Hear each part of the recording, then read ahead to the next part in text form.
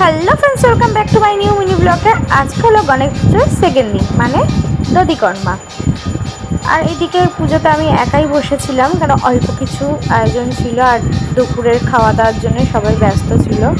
তো দাদু পুজো করছে এদিকে, পুজো প্রায় শেষের দিকেও। তারপরে আমিও যাব নিচে রান্নার কাছে। তো আজকে সেরকম বেশি কিছু না, 5 রকম ফল, মিষ্টি, দই, চিড়ে যা লাগে দধিকর্মা তাই দিয়েই পুজো দিয়েছিলাম। আর এইদিকে দেখো বড়মাসিও চলে গেছিলো মাছ আনতে। ওর বন্ধুকে বলা ছিল, ওর বন্ধু সব কিনে কাটে রেখে গেছিলো, বড়মাসি শুধু আনতে গেছিলো। আর এইদিকে দেখো মাছ টাছ এনে দুপুরের রান্নাও প্রায় কমপ্লিট।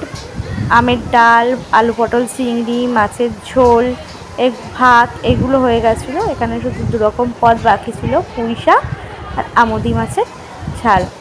আর আজকে রাঁধুনি ছিল সুরদা, আমার ননদ, মামুন্দি। তো আমরাও ছিলাম হেল্পিং হ্যান্ড, আমি, ননদ, আমার ননদ মানে পারমিতা, বুরন্দি, মাসি সবাই ছিলাম। আমরা সব কুটে কাটে দিয়েছি।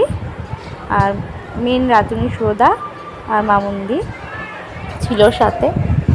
তো আগেই বলেছি আজকের মেনু কী ছিল। আজকের মেনু ছিল ভাত, টকের ডাল, পুঁই শাক, মাছের মাথা তেল দিয়ে পুঁই শাক, আলু পটল চিংড়ি, তারপর আমুদি মাছের ঝাল, মাছের ঝোল, পায়েস, মিষ্টি। আর এদিকে দেখো সবাই খেতেও বসে পড়েছে, এক এক করে খেতে দিচ্ছি সবাইকে। আর এই যে সুরদা, মামি, মামুন্দি সবাই মিলে। আর জানো তো বাড়িতে কোনো প্রোগ্রাম হলে যা কাজের চাপ থাকে, আর সবাই মিলে করলে না কাজকে কাজ মনে হয় না, আনন্দ হয় এরকম সবাই। আর আমাদের ফ্যামিলি তো বলেইছি এত বড়, বাইরের কাউকে লাগে না। আর এইদিকে দেখো দুপুরে খাওয়ার শেষে আমি এই যে বাসন মাজছি রাতে, কত বড় বড় বাসন দেখেছো, বললাম না কাজ কি চাপ। মামিরা সকাল থেকে এত কাজ করেছে, আর মামিরাও সকালে কিছু বাসন মামি আমার শাশুড়ি মা মেজে দিয়ে গেছে।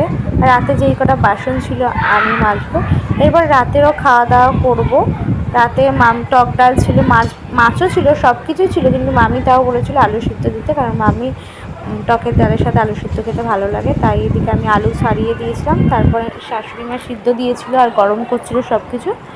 তো রাতে ডিনার সেরে আমরা চলে গেছিলাম জাস্টিসে, কারণ সেদিনকেও ছিল কোনো দিন যায়নি, তো সেই দিনকে ইচ্ছে হলো একটু মিছিলে যেতে, তার জন্য গেলাম। তো আজকের ভিডিওটা আমি এখানেই শেষ করলাম। আজকের মতন টাটা।